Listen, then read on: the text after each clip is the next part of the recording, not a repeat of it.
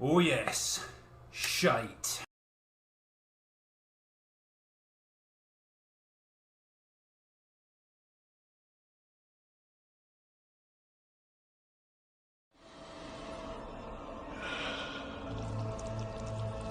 Be my victim. Be my victim.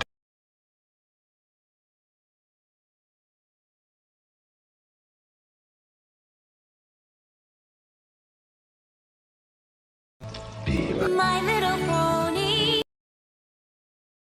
What? be What are you talking about? be new miracle. No. Please. Please don't say that.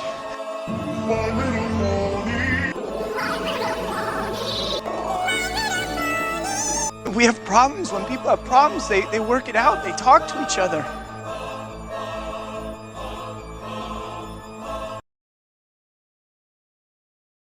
Be new miracle. Shit.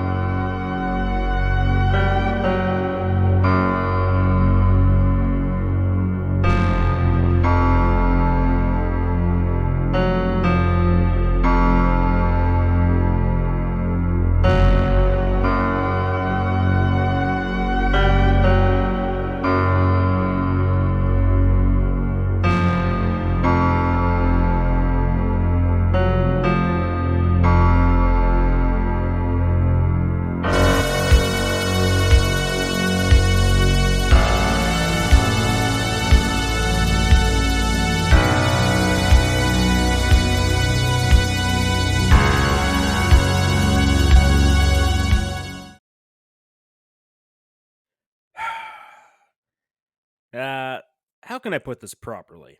What can I say about this movie that isn't just the equivalent of curse words on an assembly line? Well, let's start with this. If the first film isn't even a Halloween movie, then this one isn't even close to a Halloween movie. It's in another state. No, it's so far from a Halloween movie that it's on an entire different continent. Rob Zombies. Not even sort of Halloween 2.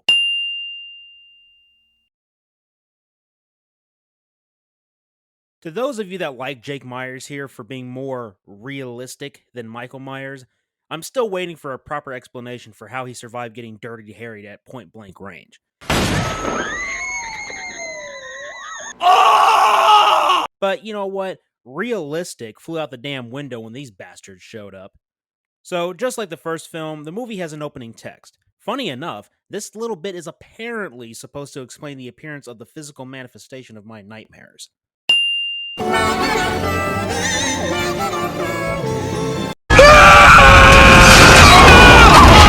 What exactly is so awesome about this fucking white horse and strip mom?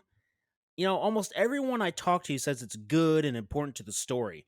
The problem is that this white horse BS is not even relevant to the first film because it wasn't even in it. When the opening shows this scene of Strip Mom talking to not Jake Myers, we see this white horse.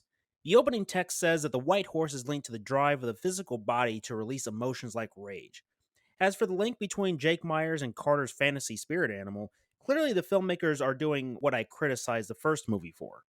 If getting a bland, generic, and cookie cutter explanation for why Jake Myers kills wasn't annoying enough, this White Horse BS puts the cherry on top of this shit cake.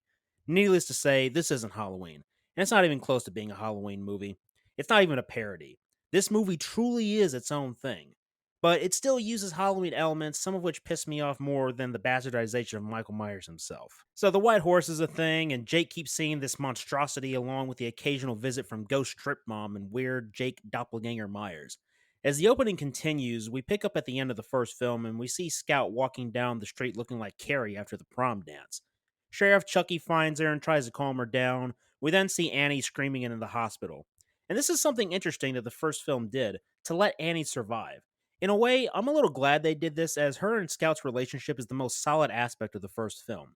And this relationship does grow in more depth, which is nice. It's also the most gut wrenching because this time around, Annie is not so lucky as Jake Myers finishes what he started. And I will finish what you started.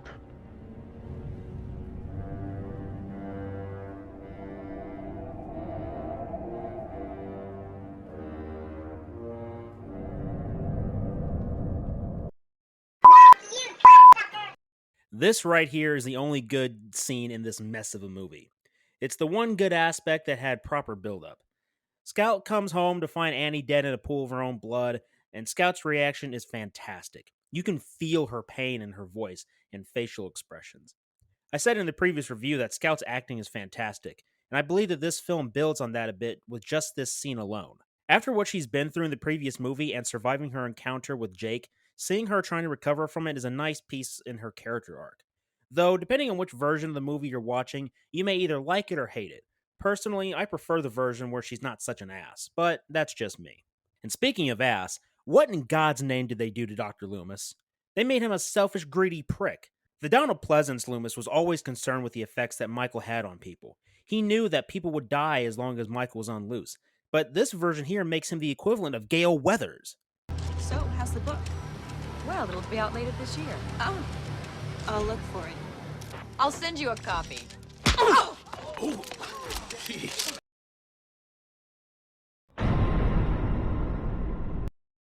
Alright, let's talk about the look of Jake Myers. From the perspective of the story being told here, it makes sense that Jake Myers looks like a hobo who's wearing a worn out Halloween mask. He's been on the run for all intents and purposes since Halloween night. His beard is bushier, and his clothes are dirty and worn down, and from the context of the story, I can buy it. Here's the problem. This isn't Halloween. This is not Michael Myers. This oversized homeless dude is not the unstoppable force of nature that is evil incarnate. Jake Myers is not the boogeyman. What you Rob Zombie fans need to get through your heads is that what we are seeing here is not the character presented to us in 1978, which in all fairness, most of you probably already understand that. But by the very definition of the word used to describe what these movies are, a remake, it's a completely different character. My joke of Jake Myers isn't just a joke, it's an accurate description of what we're being given. All the elements presented in the first film to this one has humanized who is supposed to be Michael Myers. This is a complete contrast to the real Michael Myers. If you like Jake Myers, that's fine. Just don't call him Michael Myers as if he is a branch off of John Carpenter's The Shape. They are completely separate. The only elements that connect them are the names and similar events that shape who they become in the future. Do you understand what sets Michael Myers apart from, say, Jason Voorhees, the Ghostface Killers, Leatherface, or even Freddy Krueger? Unlike all of those icons who had very human origins that followed them into their present and more recognizable forms, Michael Myers had no relatable behavior. He wasn't driven by vengeance, family, or some sick, twisted desire to recreate the slasher plots of old. I said in the previous video that I had a fan theory about Michael Myers from the original John Carpenter film, and I want to get into that now.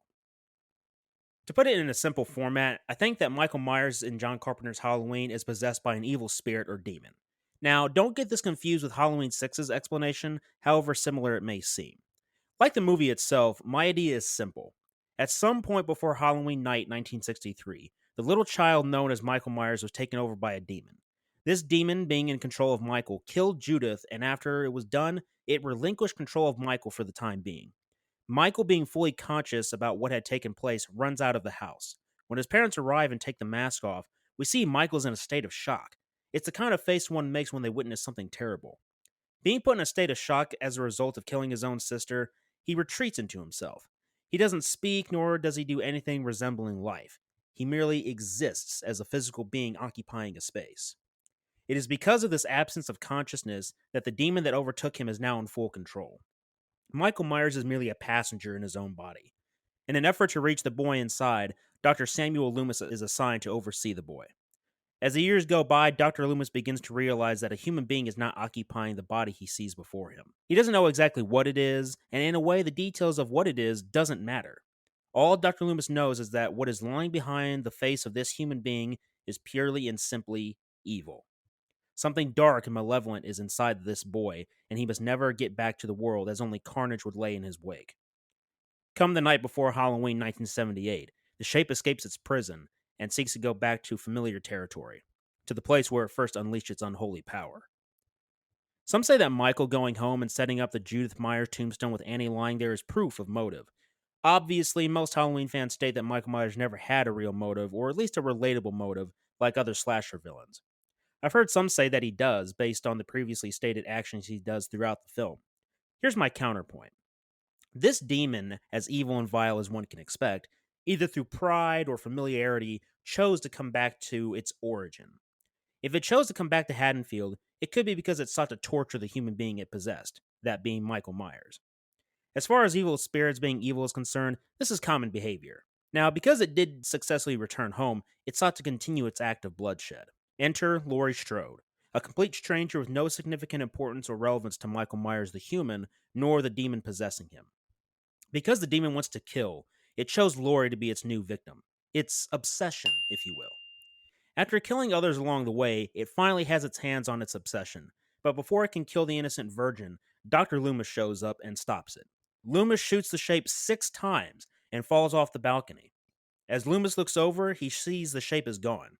But because we're not dealing with a mortal man, but with a demon, it survives, and it's still on the loose, proving that you can't kill the boogeyman.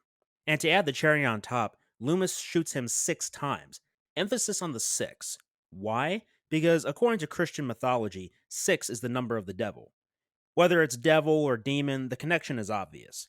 The amazing thing about John Carpenter's film is that it leaves enough clues for the audience to be able to follow the basic plot of the story, while at the same time be able to come up with theories like this one I presented here. It's ironic that one of the worst Halloween movies ever made had a similar aspect to my theory. With that said, it still explained why Michael killed, specifically whereas mine kept the reason it killed in shadow. But I digress, as I'm theorizing about a better movie called Halloween. I said in my previous review that the focus of many modern horror films was on the blood and gore, and the story took a back seat for the most part. I find this to be very relevant in this film. Its kills are brutal, which, if that's your kick in horror films, then I'm sure you'll enjoy it. For me, I need the blood and gore to be complemented by the story. The blood and gore needs to be necessary for the story being told. Some of the kills feel gratuitous and over the top when it didn't need to be. Like the jackass coroner that killed Bruce Wayne's parents. That's right, this asshole did it. Wallace, Joey, my fast, Joey.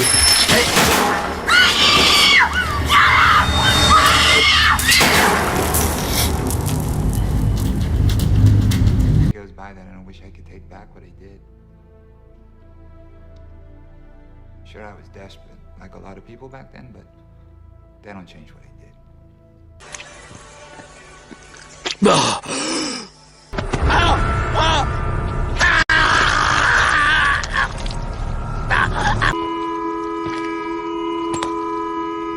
You know what? I take it back. This bastard deserved to die. Good job, Jake. If you boil it down, this movie is not for me. It's everything Halloween isn't. I know many of you love this movie, and to offer an olive branch to you Rob Zombie fans, there are good aspects to this film. With that in mind, like I stated in my previous reviews, good aspects and shit films don't make them good. If you want proof of this, just look at the previous Halloween sequels for reference. And to make sense of my feelings on these 2 Halloween films in name only, I'm not a Rob Zombie fan. I'm not a fan of his music nor his style of directing. If I was asked to watch some of his films with my friends in the HalloScream review series, sure, I'd do it. They would all be first-time watches, but other than that, I have no desire or incentive to watch them. If you like his movies, as I'm sure you do, then more power to you. If you like his idea of Halloween, enjoy to your heart's content. Just remember what old Spooky Clutter here said about your precious Jake Myers and his dysfunctional Brady Bunch. Well, tune in next Monday as we get to the 3rd reboot series with the Blumhouse trilogy. Is it as good as people say? Well, tune in next week to find out. And make sure to check out my fellow Hollow Screamers, especially if you're looking for a more positive angle on these Rob Zombie films. A special thank you to Mother Mulder and Kyle Curtis Flett, part of the Dark Aether Files Patreon. And until next time, my fellow investigators, remember, the entertainment is out there.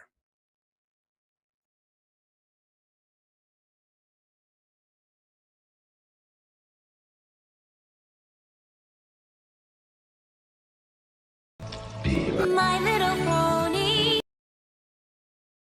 What? be my little miracle. Oh, shit.